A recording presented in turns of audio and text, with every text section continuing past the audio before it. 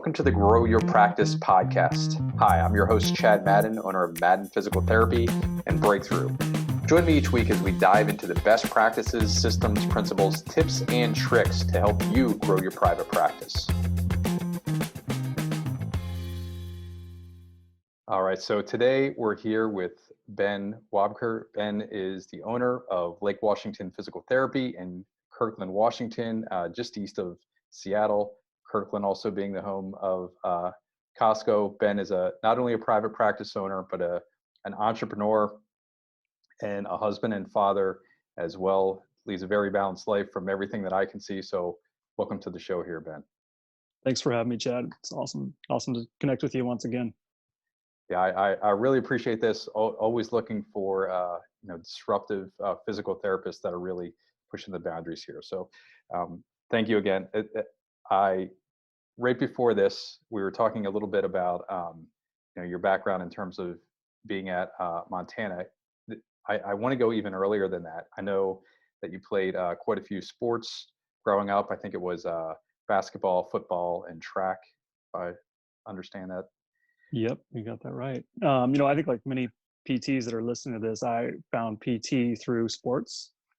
Unfortunately, had a series of concussions and ankle sprains and knee sprains and that sort of thing, primarily in football, as we see, and very commonly on Friday nights. I was fortunate enough to have an invitation to play football and run track at the University of Montana. I was a hurdler, and but once I got to college, I decided I was kind of tired of being tethered to this team schedule and film study and that sort of thing. So I was watching people that were able to ski, and I wasn't allowed to ski as part of your contract. And so I kind of, along with another concussion, kind of opted out of the college sports scene, but was stayed involved in the train room throughout my tenure there. I was in and out of the football train room and covered women's soccer for a number of years as well. So love Montana. I worked for the university for a number of years as well, doing PR work and recruitment, and still consider that kind of my second home, and usually give a lecture or two a year there too. So there's a great staff of PTs there. Rich Willie's there now too, and Rich does a great job on Gate, and many of the listeners probably know Rich too. So I'm always trying to get DPT students from there to come do their internships with us. So it's fun time. That's great. So you went to Montana, you earned your master's degree there. Was it 300 hurdles? 300 hurdles. I did the 110s for a while, but I'm only 6 foot, or 6 footish. The guys that you're competing against, especially as you get to the bigger meets, are 6'4" and faster. And I just was not competitive. And also, I think just like for anybody that's listening to, like when you kind of lose that passion for that and you kind of see your next avenue. And I think like you, I have so many interests that to be kind of pigeonholed into that athletics, I had too many other things that I wanted to do. With music and student government and all that kind of stuff. So it was a good transition for me, and had a safe place to land. I think so many of us, when we're treating athletes, especially professional athletes, is that next chapter is daunting and scary. And I think for me, I was actually trying to turn the page early to get to the next chapter, and maybe to a detriment, I still do that. kind of looking too far ahead, trying to peek at what's on the horizon. But no, it was fun. And so I think, because of those high school injuries is where my injuries started, is that, I started working in a clinic as a volunteer, and then later as an aide when I was 15. So I've been in a clinic since, 1991. So it's been a long haul, and I've worked in every type of situation that, people run across. Cool. So in the 90s, it looked like that you had a mentor in one of those first clinics. I think it was Ken Roll. Mm-hmm. Yeah. Can you tell us about Ken? And it seems like mentorship has played a huge role throughout your career, and not only being mentored, but also becoming a mentor as well yourself. But can you tell us a little bit about Ken and who he was and what he meant for you in your career? Yeah, for sure. And this is, I think, a good advertisement to help out your local high school. So I met Ken through the training room primarily. He was an ATC and a PT, and was the Mariners team trainer as well, along with Rick Griffin. So he did that for about 25 years. So I was enamored with not only the lifestyle, but just the fact that he was helping kids, and he was on the sidelines on Friday nights, and he would come do career day talks, which is how I got my first application of like what a PT application would look like, even when I was a junior in high school, and it was even competitive then as well. And Ken was just a good, solid PT. I think, you know, he was primarily extremities, and my first clinic where I was worked was a Health South clinic that he had sold to Health South during the first kind of Caremark conversion that happened kind of in the mid to late 90s. And it was great working alongside him. Got to see a ton of Mariners in and out during their glory years, kind of their 119 wins, and was able to kind of, you know, get to games and that sort of thing. And just picking his brain and covering his people while he's at spring training was super fun and very influential to me. My sister, ironically, too, was also good friends with his daughter. That's not how our connection happened. That was kind of actually a later connection that was kind of made, but it was super fun to work under him, and that led to a lot of the foundational things that kind of changed me as a PT and kind of have a broader perspective of how to treat. You know, he had kind of that training room style that I think we've seen across the country, where, you know, it was more open tables and kind of camaraderie between patients. I think that's super helpful in some ways, and in other ways, I think there was patients that didn't find that comfortable. So I learned a lot from those experiences. Cool. Just out of curiosity, is Ken still around, part of your journey today? No, Ken. At least last I heard, is back in Montana. He built a cabin in Montana, so he was a lover of Montana, and he's back there. He's got a wife and 2 daughters. The daughters are fully grown. Ken's probably mid to late 70s now, so Okay. Still was a real active participant in the community up till his final days of treating. And then I think he'd been building his cabin on the side, and he was ready to after 40 plus years in the field, I think he was ready to kind of you know, tap out and do something else and get some fly fishing in and some hunting. So that was kind of his passion. So it was fun to watch him kind of realize his goals. And actually that's a pretty good motivator to me too. But to your previous point, for me, I think seeing him, and then my father was a teacher as well. I think mentoring young PTs has always been a super big passion of mine. And right now we've got from our clinic downtown, we've got about 80 people that were interns or students or aides that are now either in PT school or graduate from PT school. So we're very proud of that. My goal was always to get to 100. I think we're going to hit that sooner than I expected.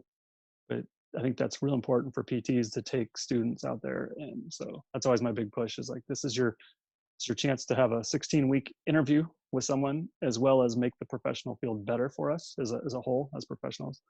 And to me, it's a real, it's not a selfless task, because you're benefiting from it. You know, you're becoming a better PT by explaining things. But I think it also makes us collectively better as a group, which I know is kind of your goal with your organization, is to get the most out of private practice. And I think if you're not taking students, I think you should. I think even if it's just one every couple of years. We currently try to take about 3 per clinic per year. And we typically, just not to get up on too big of an offshoot, but I think selecting the right student is actually important too. So we were getting just so many requests, is that we actually have made it a little more of a process. So we do an interview. Currently it's a Zoom interview. And we look at a resume and we see if it's going to be somebody who is actually going to maybe stay in this region. It doesn't necessarily mean they have to work for us, but are they going to stay in this region? Is it someone that could work for one of our friends that has a great clinic? And someone we're going to see at continuing education courses, things like that. So we're kind of putting more investment in time, where we should just kind of take anybody that first come, first serve. We've kind of been more selective, and our PTs were pretty adamant about that. They wanted to, if they mentored somebody, they wanted them to stay in Seattle or Portland or Northern California, not shoot back to Tampa or something. Not that that's a bad thing, but just, you know, kind of I think the sweat equity that they built into that individual, they wanted to see some fruits of their labor. Yeah, completely agree with you there on mentoring the next generation of PTs. You talked about a key takeaway with Ken in terms of the training room, and that, you know, the concept where that was one of the key cognitions that you had during your experience. Is there something that, as you personally are taking a DPT or an aspiring physical therapist through, is there something that you try to impart on them, like a key lesson or two that you want to make sure that then when they walk away from that experience, they really remember that? Yeah, I think there's a number of things, but I think what kind of jumps to mind first is probably listening, which I think, and you and I could talk a lot. So I think I have to coach myself, and I coach my students and interns too, to make sure that they're listening to what the patient has to say. And I think if I can spend the time 50-50 of educating, instructing, but then 50% listening, I think that's a worthwhile treatment.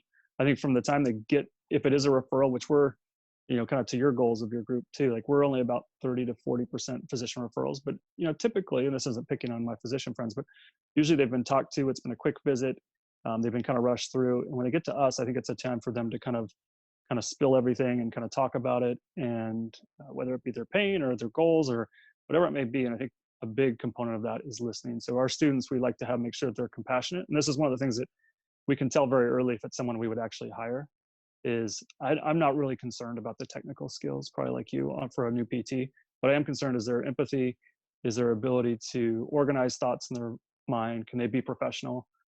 Those are probably the most important things. You can learn a grade 4 MOB. You can learn how to tape. You can learn these skills. That's what our mentor program is for when you're on board. That's what Con Ed's for. But you have those innate abilities. And so we also look at schools too, where they don't conduct interviews, I think produce PTs that aren't quite as compassionate, because you got a 4.0 and a great GRE score. Doesn't necessarily mean you're gonna have a great camaraderie or connection with a patient. And that connectedness is so big, and you kind of know real quickly. I think, like, at least I'm sure you have a similar feeling, is like when you have a patient and you're connecting with them. For me, I get kind of goosebumps, like that you have this connection, and that they're going to do what you say and they're going to get better. And so I can kind of get that sometimes when I'm seeing a student work with someone, is that patient is 100% bought in to the confidence, and considering it's a student too, and they know that it's even more, I think important or impressive. Yeah, I did write down as a question, because I think you have like 45 or so physical therapists right now in your organization. What are the core values that you look for? The way that we say what I think I heard you say, and it seems to be the same thing, is insistence on outcomes. Yes. And the only way you can do that, because the right answer in earning your degree and getting the 4.0 is not the same thing as the right answer in the clinic. 100%. Yeah. So you can maybe explain the cellular metabolism of a myofibril or something, but that's not good. The patient doesn't care. They want to know that if you put them on the recumbent bike, you put their hand on your shoulder, you look them in the eye, you're listening, you're remembering things. I think things that, and I don't do this as a ploy, but things that are important to me is like remembering their spouse's name, that they have a dog, that they have 2 kids. What are the ages of the kids? Oh, the kids are home from school right now because so you're factoring those into their life, and I think that makes what you tell them more authentic. I think it gives you a little bit more grounding into what's realistic for their goals. You can't give this person 25 minutes a day of exercise at home when they've got everybody there. Their husband's disrupted. If it's their spouse or someone is working from home too and disrupted that environment as well. So a lot of these people's worlds, especially currently, are kind of turned on their head. So I think being realistic on outcomes is important. But yeah, no, I think the outcomes are what are going to lead to future referrals. That's what's going to lead to Google reviews. It's going to lead to some of these other things we're going to kind of talk about from the funnel is actually sometimes based on the quality of what you're doing in the actual human interaction. Yeah, completely agree that the science goes away if that's not there first. Right. I mean, I think actually, like, my undergrad was in psychology, but I think I used my psychology degree, albeit an undergrad degree, I think I used that 50% of the time, and my PT degree 50% of the time. It's much more powerful. And I think and I watched like the therapists that are booked out for 4 to 6 to 8 weeks, or have a waiting list of 50 people. They have those soft skills that are probably innate to them. They probably didn't have to learn them too much. I mean, I think they've improved them, but they just have that in them. So that's the hard part, is like when you're interviewing people, especially as your group and our group and other groups around the country kind of grow, is that's a tough thing to sift through in a Zoom interview. Just out of curiosity for listeners right now, if a therapist identifies, or they self-identify that maybe their soft skills aren't where they need to be, is there a general direction that you usually give somebody? Something to read, something to watch, an exercise to do, or anything like that? Well, I think like the motivational interviewing work is great. Jeff Moore in that team. I think a really interesting thing to do is to kind of almost be kind of a secret shopper, if you will, like having friends or family see a therapist and then talking to you and like what they felt was missing is kind of interesting. I think for us, the way we have our clinic set up, I can have a good view, and so could some of our other managers, of what's going on with individual patient. Is the patient kind of buying in? Is there connectedness there? As far as the soft skills, though, we hope to kind of ferret out a lot of that before they come on. And the parts that are kind of rough around the edges or edges that need to be smoothed out, for us, we do a dedicated mentor time. So we do two 45-minute slots per week for the first 6 months. Someone comes on board who's probably, a new grad or up to 2 years. After that, it goes to one time a week for 45 minutes. And that rotates which of the senior therapists is working with them. So that's been a really good program for them to be able to ask all kinds of questions. We have a general skeleton of what we would like the mentor and the mentee to get through. But, we also like it to just go where it needs to go. If it's you're having a problem with an ORIF ankle, or you're having a problem with a certain personality of a person. And we get some interesting personalities. We're heavy tech here. So it's a lot of people that are, OCD and type A and really driven, but also, have some oddities to them and time constraints, working way too much for the most part, especially pre-COVID.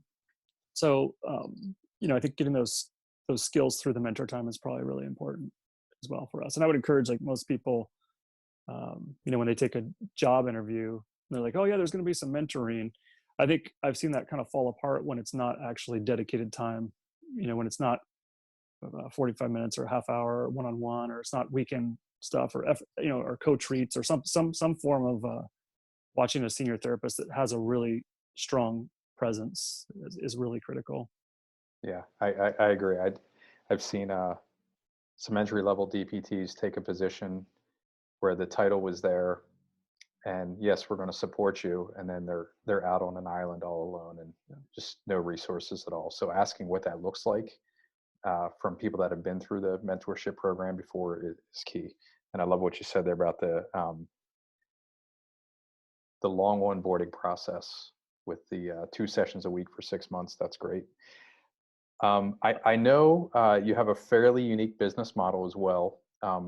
Just to segue from the mentorship, because from what I understand, you're also mentoring practice owners as well, and ultimately owning their own business. So Right. can you talk about maybe where the decision that you and your wife made, where did that decision come from to start down that path?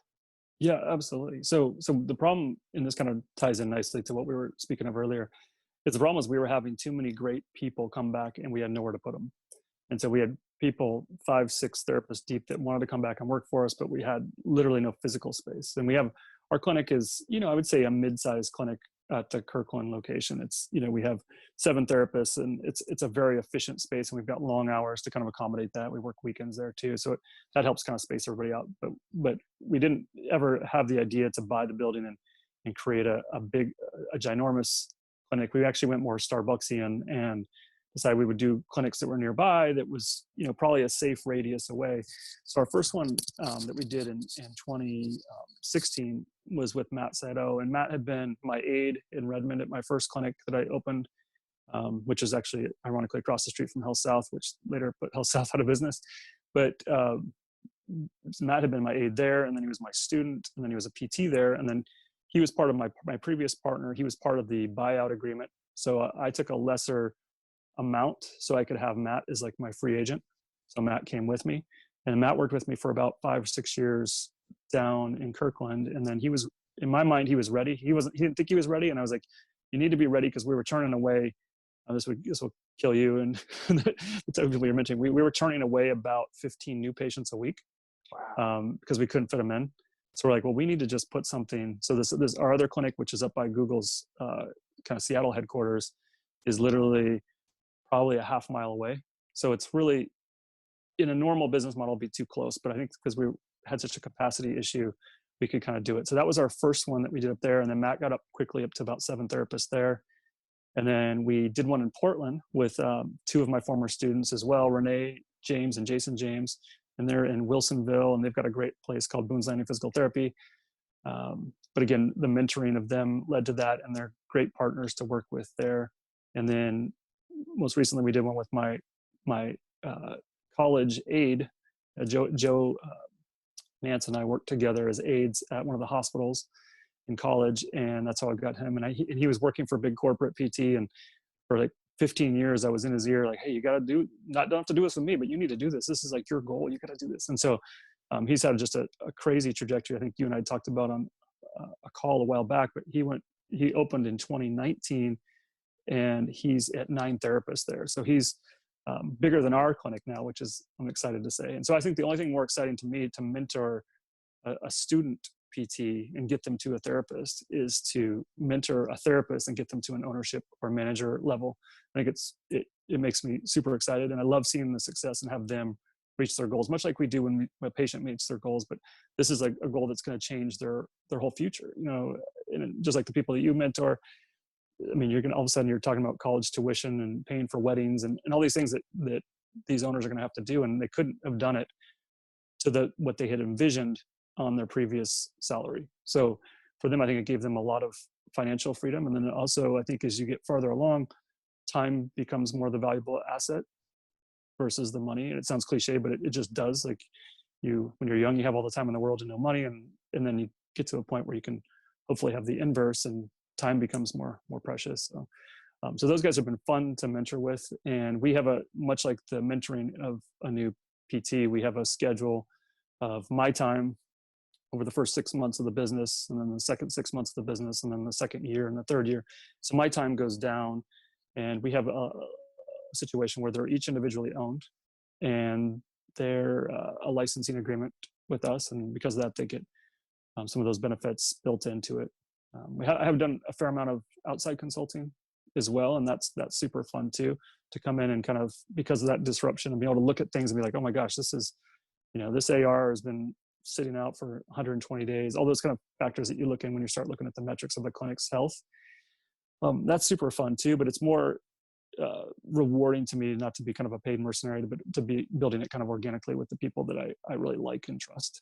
And we have 2 more clinics that we're about to jump into too, so that got 2 great business owner partners there that are going to be super great clinicians, 12 and 15 years out of school.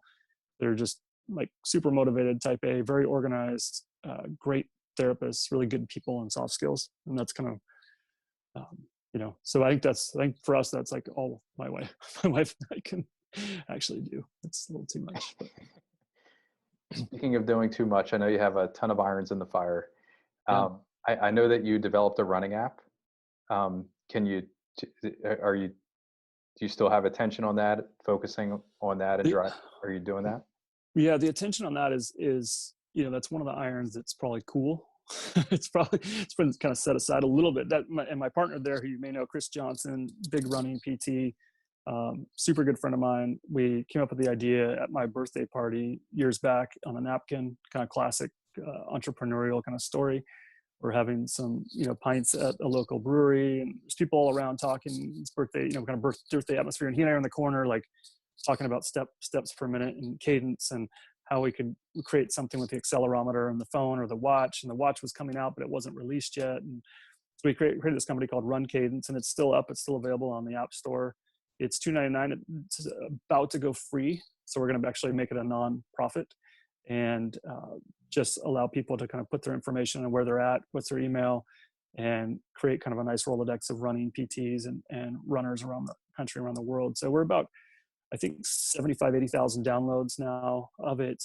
It was super expensive to build. If anyone's thinking about building apps out there, we built it here in Seattle. We didn't do it in Russia or India or anything. We did it here locally with a company that had done, we probably overstepped on the company we used. They did Getty's app and they did Starbucks mobile app. So we paid a premium to make it, we thought, really great. And I think it is great, but each version you're looking at, a re-release of between $5,000 and $10,000 to re-release. So, when you're selling $2 apps, you're taking away $2 from the App Store. It's the math, unless you're huge volumes, the math and the margins are kind of fairly slim. So yeah, so that's still alive, but it's about to go free. So if you're thinking about buying it, just wait about 3 or 4 more weeks. All right. And And it's just as like a point of reference, what I understand it to be is there's an ideal cadence of about 180 steps per minute, right? That decreases injuries. correct. If there are therapists that are listening and Yep. they work a lot with runners that are in that niche, and my doctor told me I can never run again, or I need to stop running and I don't want to. So what the app does is helps them reach that higher cadence threshold. Is that correct? Correct. Yeah. So it gives you the easy ability to assess your cadence, and it can be done in your pocket, in your hand, or on a strap, and or the watch. And basically, you set the cadence, and it uses the accelerometer on the phone to determine where you're at. It gives you some great biofeedback. It uses kind of a Will Ferrell-esque cowbell when you fall out of cadence. At the cadence, I recommend people download it just because it's kind of fun. But it's not. I mean, the comments and the negative stuff we get, just like anything online, is that they want it to be like Training Peaks and in this huge thing. It's going to capture all this data. We wanted something very fundamentally simple, and that was a tool that would help you change your cadence. And I know myself, I thought I was 172, 174 steps a minute, and I am, but not later in my run. So what I would find is in my, get 4, 5, 6 miles out, and all of a sudden I'm dipping down into the 150s, and that's when I would usually have iliotibial band issues or plantar fascial issues. Stride length gets long. You're kind of lumbering along. And so that for me, even personally, it was really fun. I ran with it religiously, probably 3 times a week for about 3 years. And it gives you a lot of great feedback, and it can run in the background while you're listening to a podcast. You can be listening to your podcast and have the run cadence, going in the background. And when you fall out of cadence, then it gives you kind of a warning. And I think it's something we were looking at. We had some investors that were interested in taking it big time, but we just didn't have the energy. And Chris has got, if you know Chris has got, he's doing triathlon training, he's doing personal coaching, he's doing PT, he's speaking around the world. So neither of us had the bandwidth to take more money from private equity or investors. So we just kind of let it kind of, I guess flounder is probably a good word if you're talking to our wives, but I think it was still really important for us getting our message out. And, Rich Willie's been great, and Tom Goom, and people that have helped promote the app for us. And that's super, super fun just to connect with those folks around the world. Really, really cool. Yeah. Usually what I've seen from successful app or software developers is the lessons that you learned here, you're going to carry all that software development experience into the future. Yeah. There was kind of a pivotal moment when we released the app. There was the in-app purchases was just coming out, and the guys at Substantial, which is the company that helped build it for us, they're like, hey, do you want to do this in-app purchases thing? It's going to cost a little more, but this could be the trend. We're not sure. So this was 2016, 2017, something like that. And we're like, well, we kind of just want to release it and just make it simple and just charge for the app. And then what we found is that the app was going to cost $4.99, and then no one wants to pay really anything for anything. So we were like, well, the in-app purchases would have been great. You could have given like a really limited and then have an in-app purchase for multiple different silos of activity in the app. But, hindsight's 2020, but at the same time, I can't complain. Like Chris and I grew closer from doing that. And we've had so many great talks with people around the world. And that's kind of invaluable in a different sense. Oh yeah. Yep. The freemium model has definitely been the trend more recently.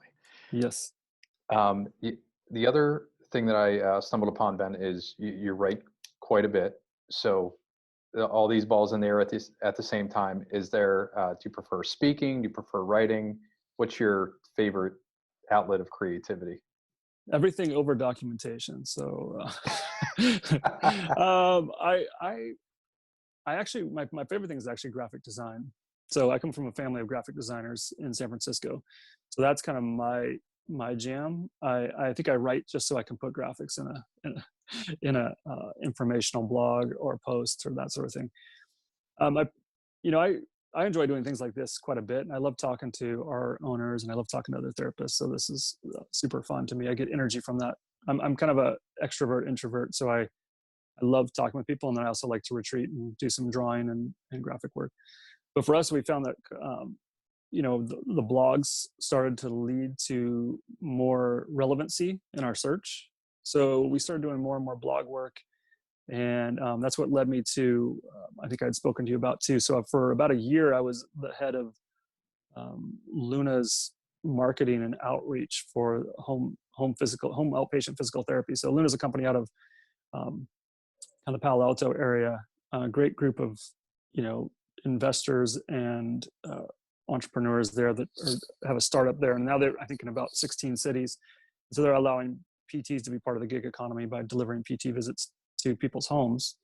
And it's been a fantastic model. So for them, I was doing a large amount of blog writing with a professional writer as well out of Atlanta. And she was fantastic. And she taught me a lot about SEO writing and triggers and meta tagging and headlines and H1 versus H2s and all these kind of words that you'll see out there if you YouTube or Google SEO. So that's when I started really reinforcing the blog articles. So I encourage all of our staff to write them. I think we get a lot of our organic traffic to those individual staff members because of the articles written. In fact, we have like one about deadlifting. Jordan wrote a great article, but it's a fairly simple article, and it's, I think 600 to 1,000 words and gets 200 visits a week. Yeah. Just kind of random, like with no promotion. So those sort of things are kind of interesting. So I think that kind of reinforced like where that I needed to do more of that writing, and I'd like to do more. I've got probably like you, I've got like 20 articles I've started. I'm not getting enough flights now. I was flying down to California a lot, and I was doing a lot of my blog writing on flights, doing the air, was it Boingo or whatever it is, on Delta and Alaska. And so I'm not doing as much writing as I should, but I like it a lot. I think it's really important for our field and as well as important for our businesses. A couple follow-up questions. The connection to Atlanta, you said there was a professional writer there? Yeah. You're from Atlanta, is that right? I'm from Atlanta originally. Yeah, I was born in Atlanta, moved out here when I was into Seattle area until I was about 10. Okay. And then my son was born in Atlanta too, which is ironic. So he was adopted, and we adopted him from Atlanta. Many years later, just about 6 years ago. So is that all a coincidence? Like all roads lead to Atlanta? All roads lead to Atlanta, to Northridge Hospital. So that's kind of really kind of eerie and kind of strange, but yeah, that's 35 years later, adopting in Atlanta. Fair enough. And the other thing that I wanted to ask you about is, can you just explain for everybody the mechanism of what you're doing with the blog post, how that came to be, what was the origin of that? What were you trying to accomplish? And now how do you get, I have physical therapist, how can I possibly get them to write for the blog? It just seems like one more thing that they have to do. Can you talk about how you think through that? Yeah, so it kind of happened organically. Just we rebuilt our website. I'd done our first website in HTML just because I thought it was interesting. My cousin and I built it. He's a professional web designer, but we built it together, and it was a very successful. And but it was getting difficult to manage, and I wanted to have permissions for other people to write and do things like that on it. So we actually switched over to Squarespace about 5 years ago, which, if you're in the SEO world, there's some questions on its ability to get traction with Metacron and things with Google. But for me, it's a simplicity thing, and it's less of a headache. So we started doing some writing on there, and we started seeing that these blog posts actually got good traction. And we had done a good job early on of email capture. And so we would capture email from people visiting the website, from people at our races that, I put on some races as well. So we have an email list, and we have articles that are kind of catered to runners or about cadence or about Achilles tendinopathy or whatever it may be. So we started having more and more of those articles that were kind of relevant based on our roster of emails that we had. So we started doing that, and that really generated a lot of traffic. And then what we find is that there's a strong correlation, and you probably have a better way of looking at this than I do, but I find that the correlation is if you're seeing an uptick in web traffic, we're seeing an uptick in new patient visits. We're seeing a better retention of visits. We're getting people that are more appropriate for our setting. So if we can have an article that's aimed at skiers or runners, that's the therapists, what they like to see. And so when you talk about how do you motivate a therapist to write an article, well, I think for me, at least as a therapist, I want to see the type of patients I like to see. And it has nothing to do with personality. It's more with like injury type and activity and things that you're an expert in. Like if we get a referral for a quarterback, I'm like totally jazzed. I can totally work on mechanics and that sort of thing. So if I write an article about quarterbacking and say ulnar collateral ligament soreness related to quarterbacking, then it drives clicks, and it drives, maybe I only get a couple of quarterbacks from that article, but it keeps me happy as well. Like, I'm like, okay, I'm seeing quarterbacks. And then all of a sudden you kind of build this kind of guru status, whether you're choosing to or not, but all of a sudden you're the person to go see for ballet, or I think it allows the therapist to really differentiate themselves without saying, oh, I only see ankles, or like with the clinics I worked at when I was young, where he does elbows and she does hip. And it's like, well, how about, you could kind of go after like a sport or recreational activity or hobby. I think it allows the therapist to really kind of differentiate themselves in that realm. So we have a couple of people that write articles specifically for CrossFit, that love CrossFit, and they spend time in the CrossFit gym. And that's been really beneficial to them. As far as the mechanics, it's kind of probably a 2-hour podcast on that, but what we found is that the tagging is super critical on how you do it. Obviously what I usually do is I have the therapist write the article, and then I edit it, and I edit it for content, grammar, of course, but I want to put references and links. You want to link out to relevant websites that have good traction within Google's SEO. And how do you know what that is? Well, if you're writing an article on, we're writing on one on patellar tendinopathy just recently. And so I'll actually use a definition and link to WebMD, even though it's not the best explanation of what patellar tendinopathy is, but they have a page on that. And WebMD is obviously highly relevant with it for the search engine optimization for Google. So when Google crawls for sites, then WebMD, it shows that we're actually referring to not ourselves, but also to very high value, what they consider high value targets outside of our ecosystem. I think it's also important, though, to link back to the therapists and their bio. It's important to link to other articles that you may have written, important to link to other anatomy kind of descriptions you might have on your page already, or to even a friends or colleagues. Like a lot of my colleagues will, I'll have friends write a guest blog. We'll do some trading back and forth there, because having someone else link to you has a lot of value as well. So the kind of interlinking versus intra-linking. So we're kind of doing a little bit of both of those things. Then, meta tagging your images, and hopefully you're using, good images that are representative of what you're trying to talk about. And I think, there's some debate out there, but you can tag the image. If it's an image of a patella, you can say, kneecap, patella, why is there pain here? And I think answering questions in the blog is pretty important. So a lot of our headings are H1s, which are called, that's like your top heading, would be a question. Why does my knee hurt while I'm hiking? Or why is the descent so hard when I'm hiking without poles? Those sort of things. Those are questions that you can have answered. And I think if you're looking for actually, well, I don't know what even to write as a headline. If you search in Google on the top, but then you can look to the bottom of the page and it says, what are other people searching for? There's your blogs right there. It's basically, why is my knee hurt after 2 miles? Those sort of questions. And then the ones that are more niche-y actually create more relevance. So if you had, why is my back so sore after a Zoom call? That's a very specific thing, but there's someone out there searching for it, and then it's going to drive to you, versus like, why is my back sore? Well, that's going to have a bunch of paid ads and be difficult to get traction into that world. Yeah. So that's kind of a long answer, but again, I think if you kind of break down the article, there's debate too. You might have your own thoughts, like 600 versus 2,000 words. It's kind of gone back and forth. There was a recent Google update that kind of seems to bias a little bit of the shorter articles. When I was writing articles for Luna, we were doing 1,500 to 2,500 word articles, which are pretty long. Those are like multiple scrolls. The other thing, though, I would say, this might tie into what you were going to go with next, and maybe not, but I find that linking to YouTube pages, embedding into the page is helpful. And for this reason is that when people stop to read your article, Google is looking at how long people spend on that page. If they decide to watch the embedded video on that page, it shows that someone has spent an excessive amount of time on your page interacting. And so that becomes more relevant.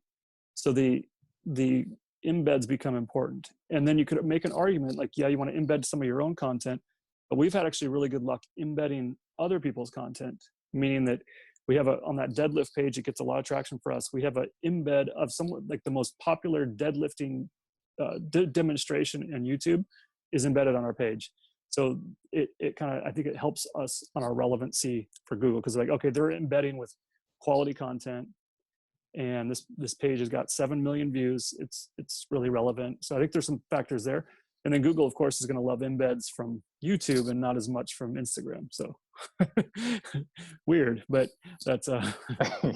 that's what we found. Yeah. So it's Steffi Cohen deadlifting 525 at 125 or whatever. Yes, Um, yes, yes, yes. yeah. Great. So, and just as a point of reference for everybody, that was I think the first woman to deadlift, and she's also a physical therapist. But She's first, a beast. yeah, to deadlift, I think 4.4 times her body weight or something like that. I think she did 540 at 123 or something ridiculous like that. I need to get some of her CRISPR genes. Get some of that.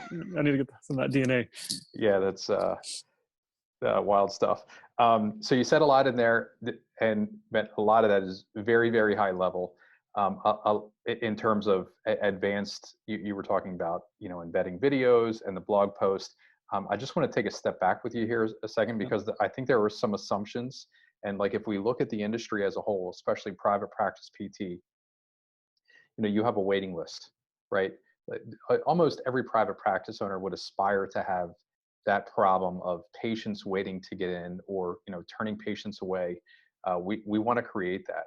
And when I look into the marketplace, and I've seen your blog post, the way that you're running ads, everything at least that I can see from Harrisburg, Pennsylvania, without being, in Google or in Seattle and running a Google search. But as I'm looking at that, you are very patient-centric, patient-focused, and you seem to be 100% just delivering value to the patient with no call to action at all. Most therapists that I see I'm in corporate headquarters for Select is literally 13 miles right there. Right. We have other large corporate competitors, and I see their ads, and they're very, we're the premier, we're the largest, we're the biggest. We're some version of we're the best.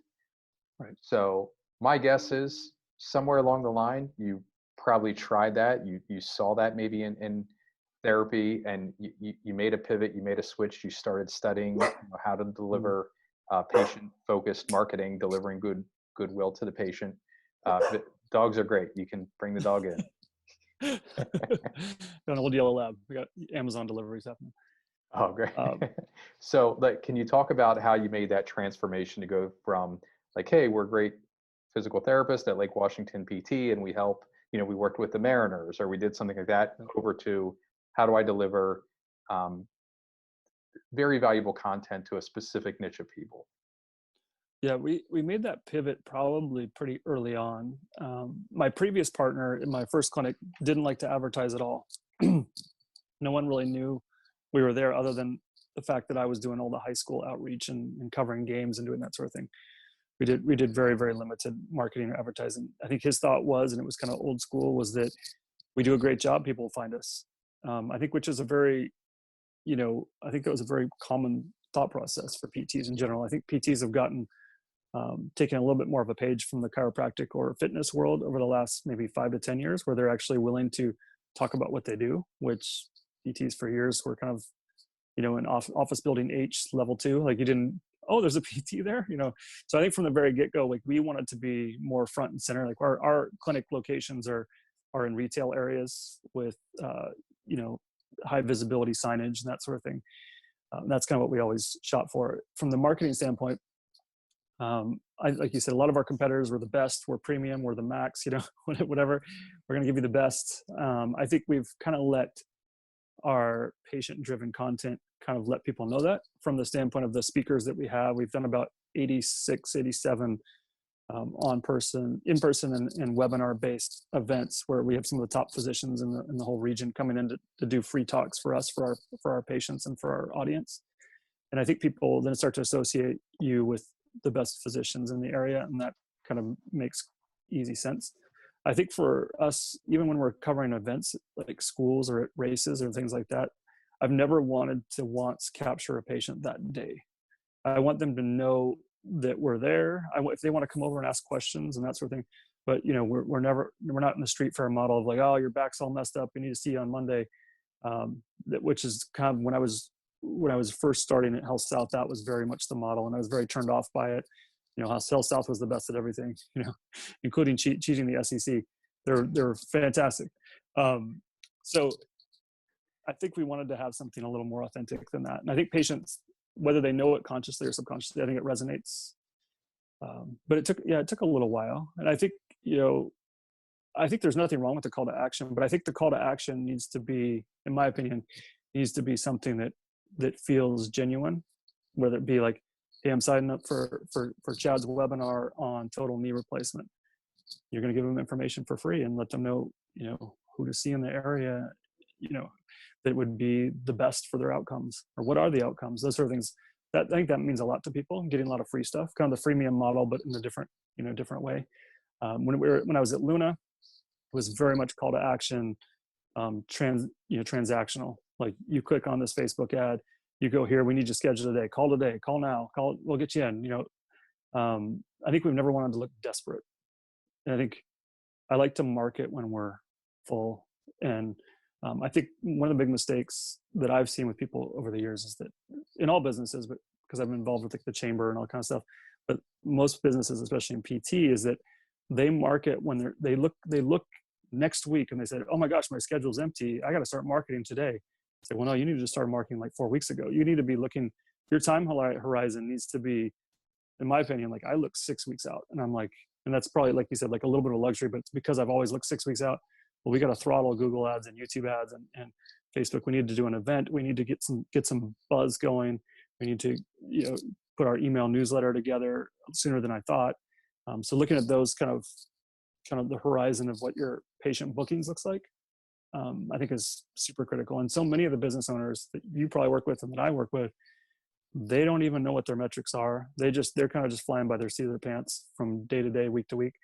And if you're operating like that, then it's going to become very, very stressful. So my most stressed out clinic owners that I've talked to over the years are people that have no 30,000 foot view. They have no programming of content or forecasting of what their schedule could look like, which changes everything. Like, if you don't know what your bookings are going to look like, it's tougher to do annual reviews. You don't know what to kind of raise to give someone, because you don't know how busy you're going to be. You don't know what your AR, it's mind-boggling. It's kind of mind-boggling. But again, I'm kind of like I love the data dive. So, and that's not, most therapists aren't. That's not them.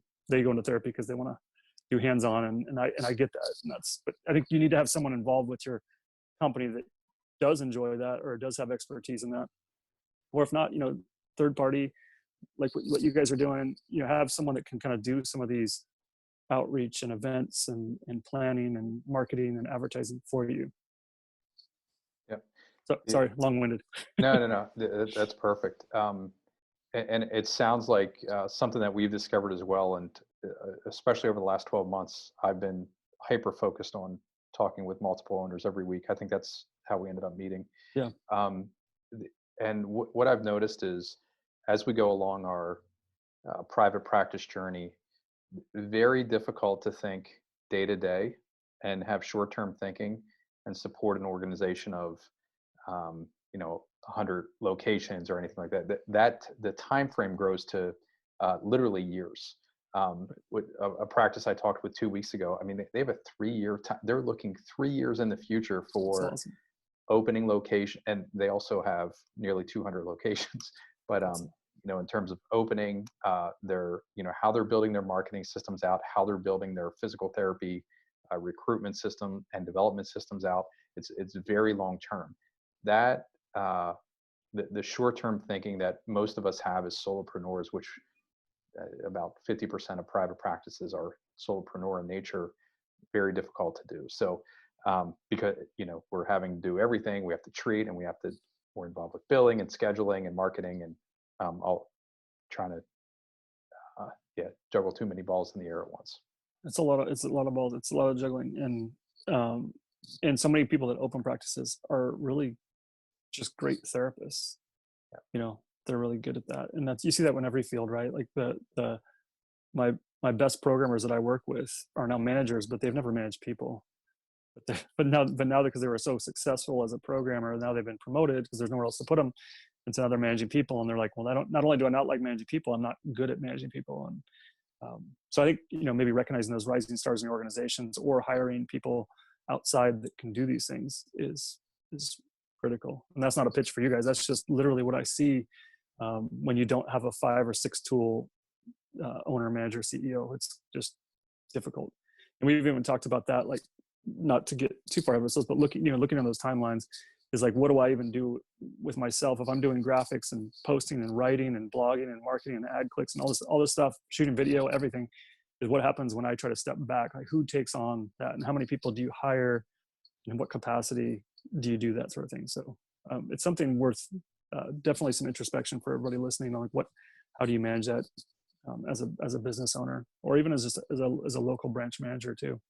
Yeah, building systems, teams, stable infrastructure, pretty key to scaling.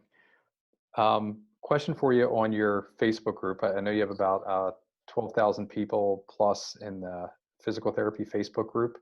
Can you talk a little bit about your purpose there? It seems like sharing a lot on clinical research and helping elevate the game clinically of PTs. Can you talk about how that came to be and what your role and mission is there?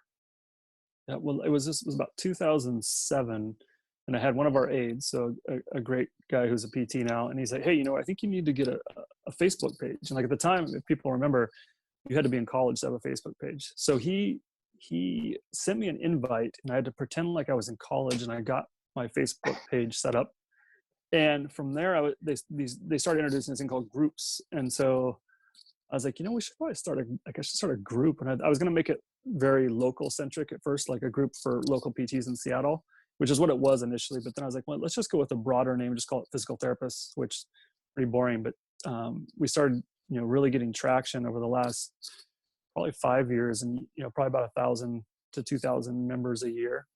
And what we really encouraged is, no advertising, no tools for selling eSTEM and things like that, or even really spammy looking courses, but just, you got a great research article, put it up there. So anybody listening, definitely join the PT group. I have to approve everybody. I have to approve every post, because there's literally like 60 to 70 spam posts a day. So we try to make it valuable for the members, so they're not just getting junk constantly. So there's some people that put really great stuff out that are on there, and we love having, content that people can kind of share back and forth. A lot of things right now are about the vaccine.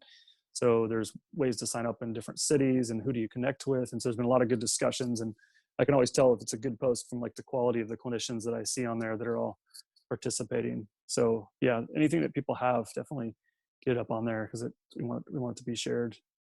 Yeah, it's got a great audience around the world. So just want to compliment you as well, because I play Facebook group police occasionally, as a especially during the day. But the content in there is very well curated. I've never seen anything since I've been in. I've never seen anything spammy or anything like that, which is great. So well done there, because I know that takes some work. We had one guy, Gary, out of Michigan, who was sharing nude pics to people. So that was my major policing, was Gary had to be kicked off, not only our group, but he ended up getting kicked off the platform. So I was sorry, Gary. We can exchange war stories at some point as well. So some really great stuff here. Love what you shared about the mentorship model, not only growing up, but also how you brought that not only for DPTs, but also in your practice model as well, and the unique system you have there. You also covered the blog post and how you're delivering highly specific goodwill content to specific target markets, and really growing organically through that.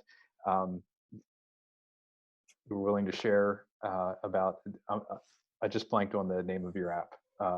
Run Cadence. Run Cadence. And some valuable lessons in there. So a couple personal things, then we'll let you share whatever you want. Dogs, Navin. Navin. After, if anyone's a fan of The Jerk with Steve Martin, Navin R. Johnson. That's a old school reference that ages me, but yeah. So he was our first yellow lab. I think he's gone now, but awesome. And you have another one? We have another little one, Dagny, who's back there sleeping. I don't know if you can see her. She's sleeping in the back there. Great. Yep. And then a little 6-year-old boy, Trajan. So named after Trajan, the Roman emperor, which is where that was what we named all of our IVF embryos. And then like I said, mentioned earlier, we ended up adopting Trajan, and we were flying to Atlanta to pick him up. And he wasn't quite born yet. He was born while we were flying in. And I'm like, well, we're going to call him Trajan. We call all of our embryos Trajan. We're like, I don't know. Like, we should probably know a little more about this Trajan guy. So we're like on Wikipedia on the airline, like I'm like, oh my gosh. So this always kind of gave us goosebumps. But like, so we look it up, and I'm like, oh my gosh, you're not going to believe that, because we always just liked the name. And Trajan was the first Roman emperor to set up orphanages in Rome, because there weren't any places for children to be adopted, and he himself was adopted. And so we're like, oh my gosh, well, this is fantastic. This is perfect. Fitting for him. So that's my Trajan story. Soon to be working in the clinic, I hope. Get some towel, get some towel folding here pretty soon. That's great. And then favorite Pearl Jam album? Well, I think 10's the easy one, but which is behind me here. But I'm still a big fan of Yield, which was about 1998, and Versus is classic too. I've seen Pearl Jam a bunch of times. Have a chance to. I think I can spin you around here. You can see Eddie's up on the wall. If you can see that. So Rolling Stones. Yeah, Rolling Stone. Eddie Vedder there. So I like memorabilia. Like our clinic is just plastered with auctions from different charities. And I was going to mention too, I kind of was remiss on the blog thing too. I think for so many PTs out there, when you're talking about in one of your podcasts, reaching out to physicians, like why should I send people to you? I think there's also some great stuff there where if you're writing a blog, get a couple quotes from your favorite physician that's down the street. They don't have to write it, which it's difficult. They're busy folks too. But they'll love it, and you can cross-link back to their page too. So that's something I kind of forgot to mention earlier, which I think most PTs are hesitant to talk to physicians. And I think more and more, like, we're important to them as a profession. We're driving business to those guys. So I think, and gals, I think it's real important to let them know that, hey, I'm writing this great article about thoracic outlet syndrome, and you're the expert in the area. Can I get a couple quotes about what you see? And, oh, wow. Okay. Yeah, I can give you a couple quotes, So it's pretty simple. And then, get an email from that physician, and all of a sudden you've got a good connectedness with your local medical community. Smart. Yeah, sorry. That was kind of probably from earlier in the conversation, but I thought I've been remiss not to engage. Just like you, I just want PTs to be as spot on as we can be as a profession, because then rising tide on all of us. Awesome stuff there. One final question for you, Ben. 2021, what are you most focused on this year, either for the profession or for your businesses? Yeah, 2021 should be, I think, a fantastic year. And I'm kind of a glasses half full, if you couldn't tell in the interview, for folks out there. You know me a little better than some of the viewers or listeners there. I'm super bullish. I think, we already saw the Medicare cut get decreased. The Medicare cut got cut just a little bit. I'm optimistic on what the congressional budget will look like from a Medicare standpoint. I think we may end up seeing, there's rumors out there that we may see even less of a cut. We may see a long-term kind of plan on what happens with Medicare funding for folks. Now, we're not heavily Medicare at our clinic, but I think it's still important for the field. I think you're going to see, at least in Seattle here, we're still kind of locked down to a degree. People at home, I think we're going to see high school sports for us return in March. And I think with people's vaccinations, you're going to see just a ton of people out being active more than ever before. And with that, the people haven't been doing the work at home. So I think there's going to be a lot of soft tissue injuries, just like we saw with the NFL. There's going to be a real opportunity for PTs to get out there and be the leaders in their local communities on injury. And I think that will be really important. What we've seen here is we've started delivering visits as well. And that's been a very beneficial thing. So if you have a total hip patient, you have a total knee patient, and you can see them from start to finish, the continuity of care and the outcomes are better. And I think we're seeing the trend towards that in our area, where orthopedists are asking for that. But I think overall, I think, the second stimulus will kind of be in place. And you guys did some great job, a great couple of early YouTube and webinars on PPP, and when everything was uncertain. And I think you your guests and yourself were always optimistic, and that's how I think I kind of gravitated towards your video because of that. I think there's going to be a real excitement of people returning to things, and I think there'll still be, I told my wife earlier, I think there's still going to be a higher level of unemployment than what we're expecting on kind of the V shape of this end of the lockdown vaccine. But I think it's still going to be a really strong economic return, just from an investment standpoint, as well as people investing in their businesses. And I always kind of think of like it's a rising tide for us too, right? We want in our area, we want our tech company people back in their offices. We want those good benefit jobs that have great PT benefits, people out being busy, and that's what keeps us all in business.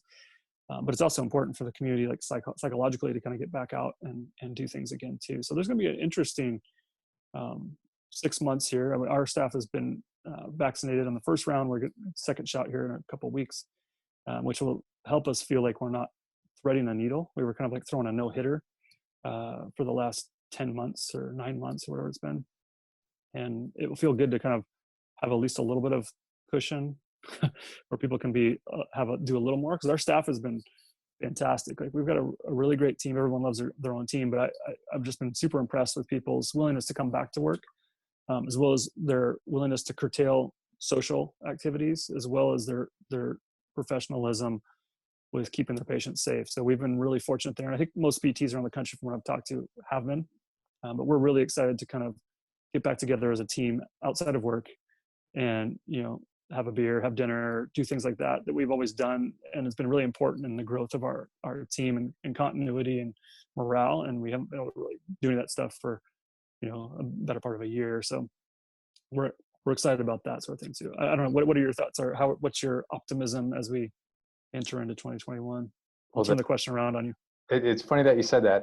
Right before I left the house here to come in and talk with you, I was talking with my wife, and the latest Masters of Scale was on loneliness, and they had an expert on, and she referenced the Great Influenza, which, I mean, I think it was in the Bill Gates summertime reading last year, but it's basically an account of the flu in 1918.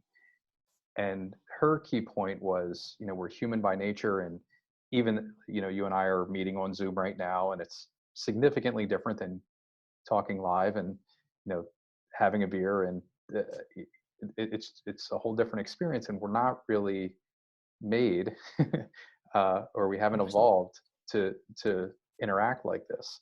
And so she talked about that loneliness and how, basically now in colleges, they're having to teach incoming freshmen how to have human interactions with live human beings, which is very scary, because she was not joking in any way at all. Right. So I think what we're going to see the same as yours, and literally I had that was me going to get my first round today, first round of the vaccine today. So nice. Congratulations. Yeah.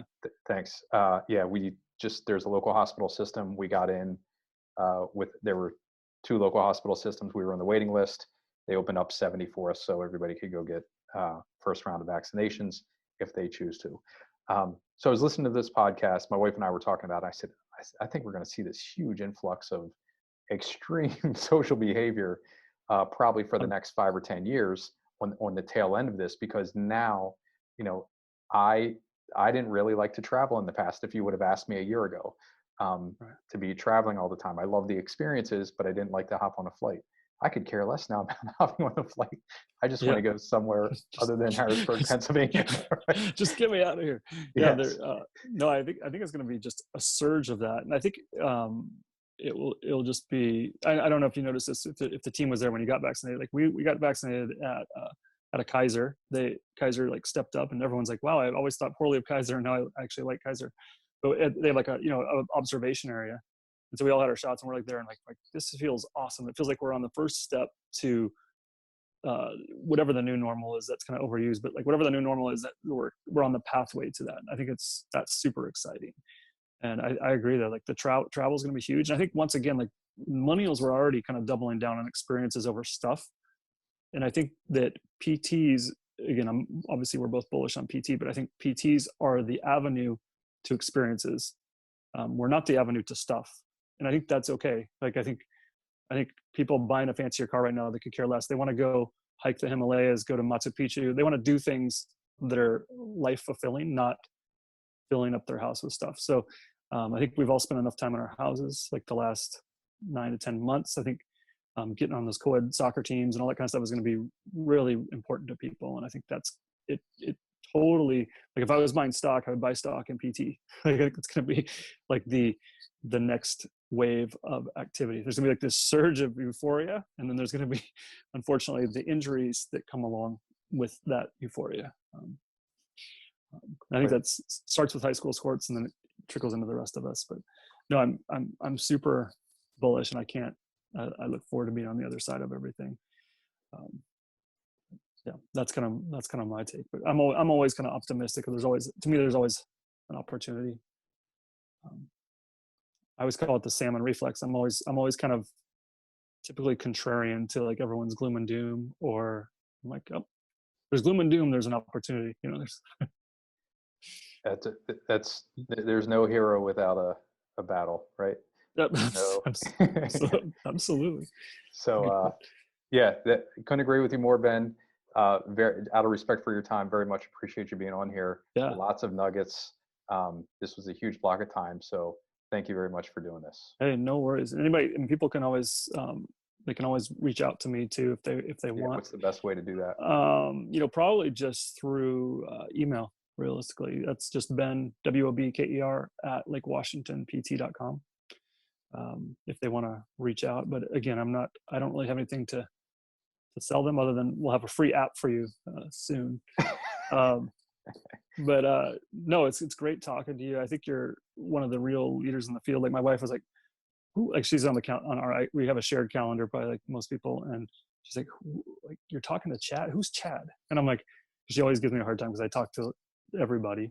And I'm like, Chad, no, he's like one of the main, like young, I call you young because we're kind of the same age, young leaders in the PT field. He's great. He's got a podcast. He's got some great webinars. He's doing some stuff on YouTube and that sort of thing. And I think it's important to talk to other peers. And like you'd mentioned when we first talked, is it does feel like we have, like you're kind of my brother from an East Coast mother over there. And so it's fun. And I love having those connections with other PTs, and hopefully we can connect in person at some point. It'd be CSM or whenever things become less virtual.